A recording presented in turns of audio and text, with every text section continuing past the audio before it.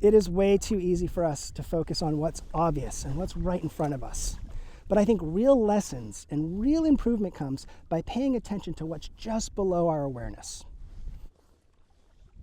We're out here today on a late winter snowy day in Maine where the weather I think is going to do 5 things by the time I'm off the water. In that time, I hope to unlock a secret that I think will improve your paddling. And if you go deep enough, I think it might improve your life. All right, let's get out on the water.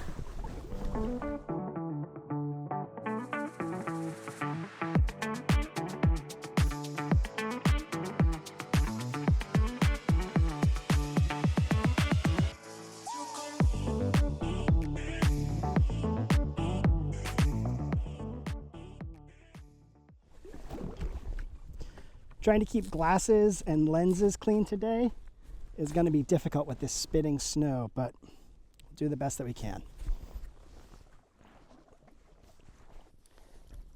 After waking up to a partly sunny day with a beautiful sunrise, it quickly turned into a snow squall as I drove down, which was predicted. I left out of Naskeag Harbor in Brooklin, Maine today. Naskeag is right at the mouth of Eggemoggin Reach, right where Eggemoggin Reach and Jericho Bay meet. And Eggemoggin's a pretty long, narrow, deep channel, and Jericho Bay and then Blue Hill Bay a little further on are pretty large bays. So there's a lot of water moving through those areas. While you can predict what the ebb and flood is going to do on a large scale, what it does around certain islands is always a little bit of a surprise here. Our goal today is to explore some of the inner harbor islands around Naskeag Harbor. Harbor Island, Hog Island, Sellers Island, and then we'll see how we get along today. There's a Smutty Nose and Mahoney Island that we might try to get out to. I think it's a pretty natural human trait to just look at what is going on in front of us and taking that as the whole picture. And I think we do that in paddling by thinking about our forward stroke or thinking about hand placement or shoulders, but we don't pay a lot of attention to what's happening below deck. We don't pay a lot of attention to our hips, our legs, and our feet. Now, today I just want to focus on the hips. There's way too much to put into this episode if I was going to talk about all 3 of those areas. But I want to just talk about the hips as a starting point to see what they do, how they can support our paddling, and how to start thinking about your hips a little bit differently if you're not thinking about your hips when you're paddling. There's a real clear parallel here on the water, that we look at the surface of the water and we see today this light little ripple happening on the water. And some days it's choppy and other days it's really wavy. But what we don't realize is if we go just below the surface, it's calm. All of this noise quiets down when we go below our awareness. And I think there's a really important lesson here in our inner lives, that the surface of the water is all that chatter that happens in our brain and our minds and the self-talk and negative self-talk and all the stuff we tell ourselves. But then when we drop down a little bit, we realize there's a whole other universe that we weren't paying attention to, but we could pay attention to, that creates a little bit more space and a little bit more stability and a little bit more awareness. So that's what we're going to dig into today as we check out a few islands here in Naskeag Harbor. And our first one is right here, Little Hog Island.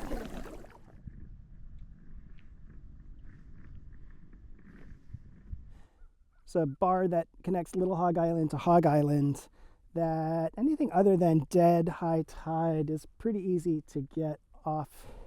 We're not terribly far from Naskeag launch. This is, I don't know, maybe 20 minutes if I wasn't diddling or daddling, maybe even a little bit less. Pretty close to town here, but a cute little island at the edge of Eggemoggin Reach. Someone's lunch. Don't find many of these. I think sea urchins were much more common in Maine in the past, but they're not as common now. You back where we found you. This is the eastern tip of the island and some pretty nice camping options.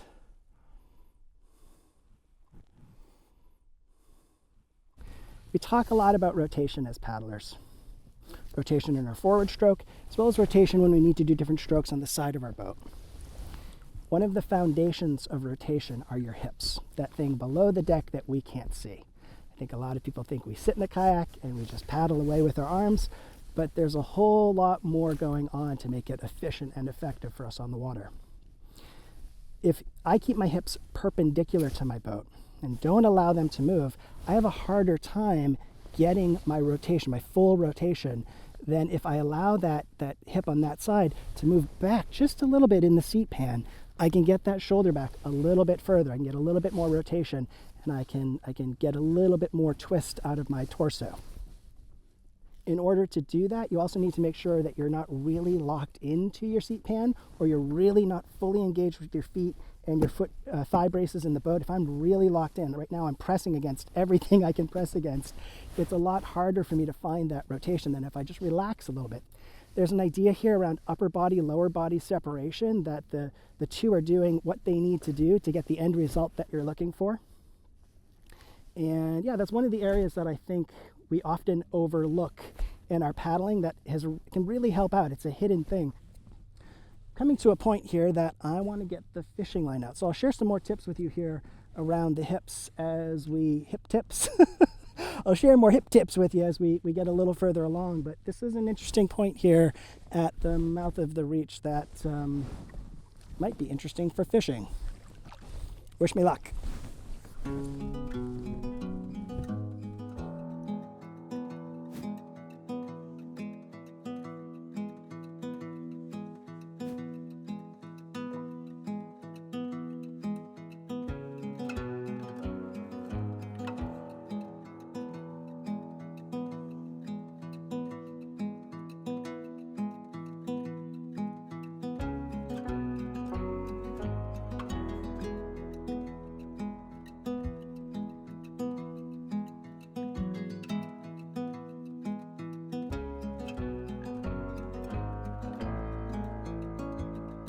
Quick top tip for you. You may notice on this channel that I paddle with my chart case on my lap often. But the thing to be aware of here is in doing that, you're making it harder to get to your spray deck loop. So if you imagine me upside down, needing to get out of my boat, I may be blocked by trying to get my spray deck loop because the chart case is here. So the thing that I practice, and the thing that you should practice if you're going to do this, is running your hands along the edge of your cockpit rim to get to your spray deck loop, and then popping your spray deck loop from there.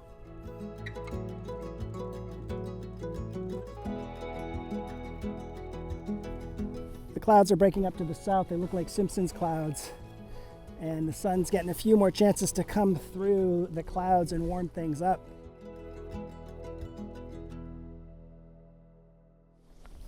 The other secret to unlock with the hips is to try to sit on the front side of your sits bones, to try to roll your hip forward, to try to be upright really and forward engaged instead of back on your sit bones or leaning back.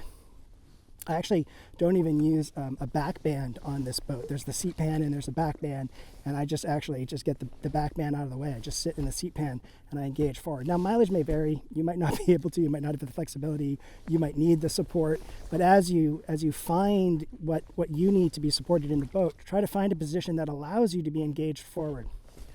I notice that when I'm tired, I start to lean back a little bit, but if I can engage forward, the boat feels a little bit more nimble.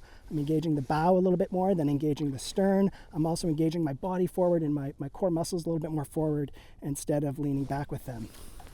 So another thing that can go really unnoticed in our paddling of what's going on below the deck.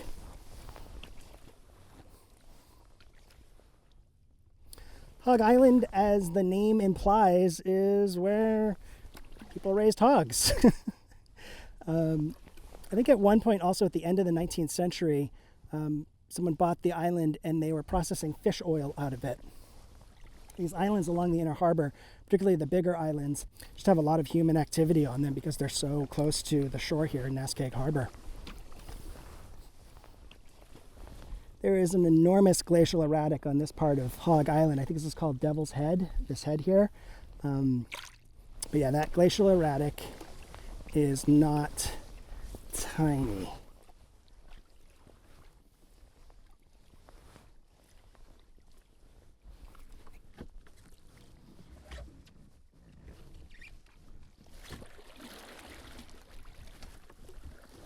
see a sign up here on the beach. Let's go check that sign out while we're here too.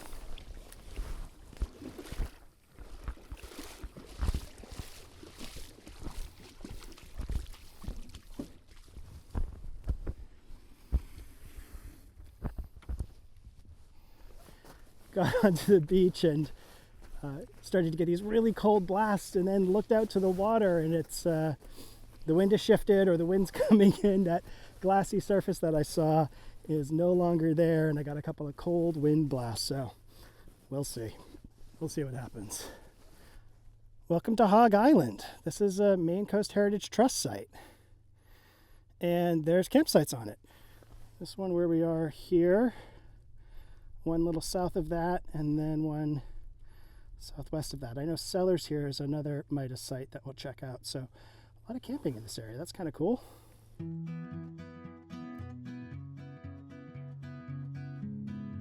I'll walk up this little spot here. There's a sunny little patch of grass up here. Oh yeah, heck yeah. That's nice.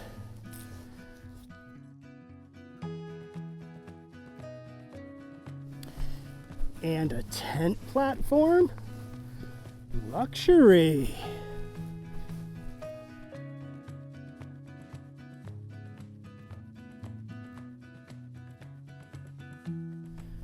Making our way to check out this huge erratic.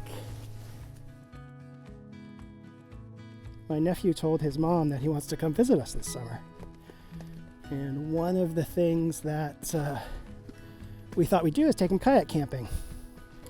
And I've been trying to think of an island that's not too far. It's pretty protected, that if something happens or conditions happen, we can make a plan for that. And also just a big enough island where you can go explore.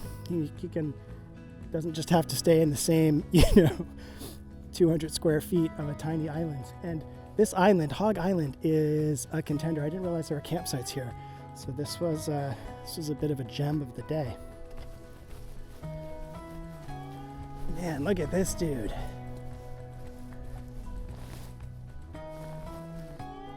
Any guesses how tall?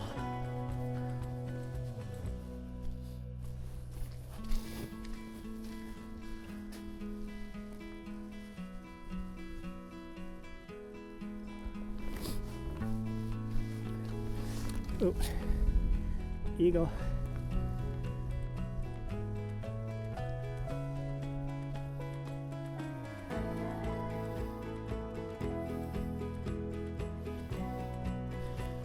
Well, that was a fun pit stop. Added plus of finding out there's really nice camping on this island. It may affect me getting to Smutty Nose and Mahoney. I was always a little optimistic whether I'd make it to those islands. But we'll make a game time decision when we're there, because I still do want to check out Sellers.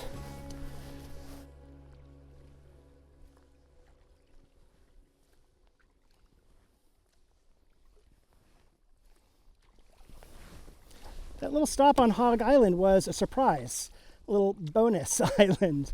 It's like finding another French fry in the bag once you think you finished all the French fries. I didn't expect that, and I'm glad I stopped there. That really, that actually might be my highlight of the trip so far, of finding that spot, or those spots on that island. One of the ways I have good rotation is I bring my hand in front of my face when I paddle. And I haven't done that on this channel, so you can see my face. I've been keeping my hands a little bit lower, but I typically paddle with a high angle paddle, which kind of has that top hand moving across my face. And what do you think? Is it a big deal? Is it a big deal if you can't see my face? Should I aim for proper paddle technique and sacrifice video content for you? Or should I do what the producer in me wants to do and keep my hands low or out of the way of the lens anyway, so you can see my face?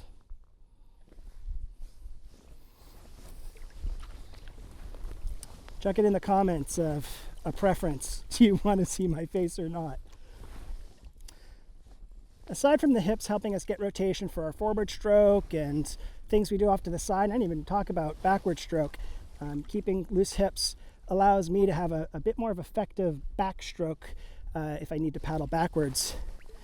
But the other thing it does is it just lets the boat be a little bit more nimble in the water. If I can keep my hips loose and not keep them locked, I'm able to ride waves a little bit or get on an edge quickly or brace quickly if I need to.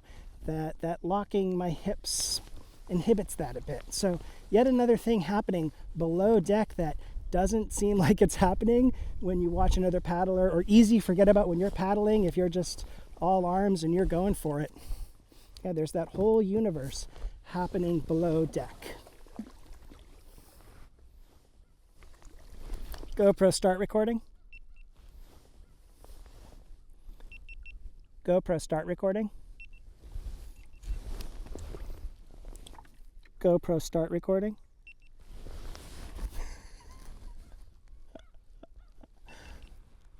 GoPro start recording. I'm in a mortal battle with my GoPros right now. This one is on and that one is off. And when I say GoPro stop recording, that one turns on and this one turns off. GoPro start recording.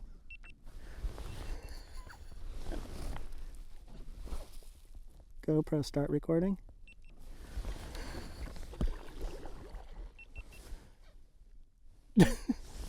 GoPro start recording. I don't know if there's a software update that made them more responsive to voice commands, but that was a bit of a blooper reel. We got it though. We overcame the adversity. I'm at the eastern point here of Hog Island. And I had mentioned one of my ideas was to jump out to Smutty Nose and Mahoney, and I just don't think that's going to happen today. They're not terribly easy islands to land on, which wasn't going to be a huge deal, but adding a little bit of time checking out that unexpected spot on Hog Island and still having a little bit more that I want to do, I think I'm going to make Sellers the last stop of the day. So come join me for a cup of tea.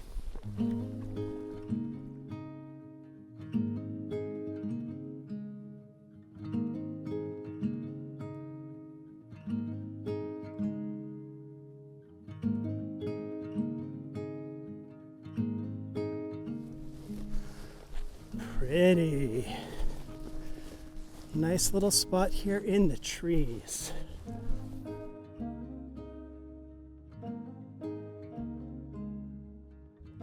This would make a fantastic hammock camping spot. Trees about the right distance apart and not rocks or sticks or trunks of other trees below them.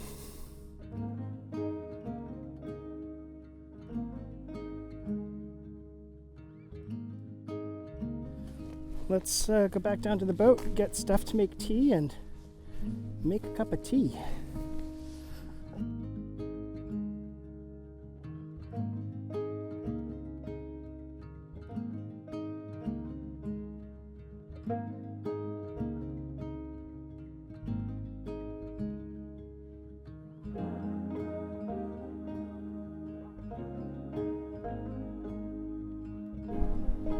One of the things I wanted to do today was come out to an island and make a cup of tea, just to give me a chance to drop below that surface, to have a moment of pause and reflection on a beautiful island along the beautiful coast of Maine. It's one of the reasons I kayak, honestly, to find that deeper perspective. And I can focus on different things other than the chatter that's in my mind.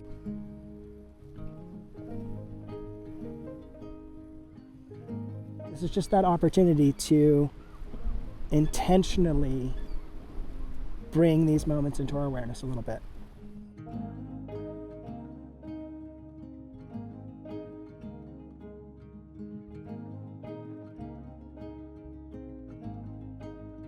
I'm going to turn the camera off and enjoy a cup of tea and save you from watching me drink a cup of tea for the next 5 to 7 minutes.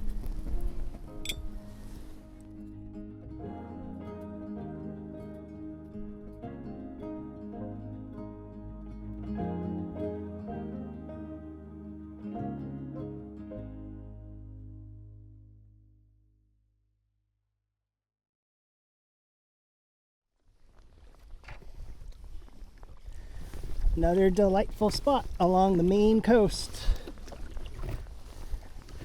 Tea was nice, but I think I was having my tea at the coldest part of the day. The wind was really up while I was sipping away. I crossed over from Sellers to Harbor Island, and I'm getting a nice ride down the side of Harbor here with the wind at my back. I hope some of the things we talked about today that may have been beyond your awareness about like the things happening below deck with our hips was helpful.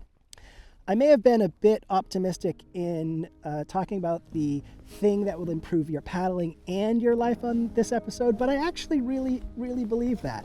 I do think that bringing your awareness to your hips is going to help your paddling, and I also think this idea of looking below the surface in our life helps us respond to things instead of react to things.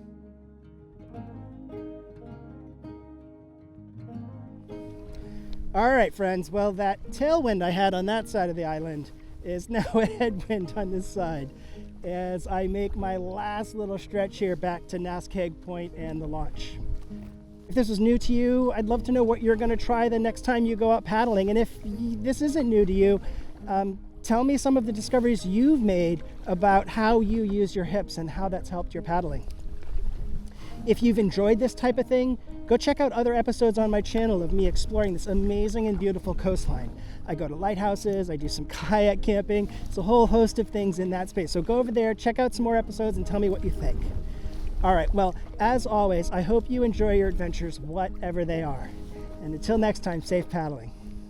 Goodbye, everybody.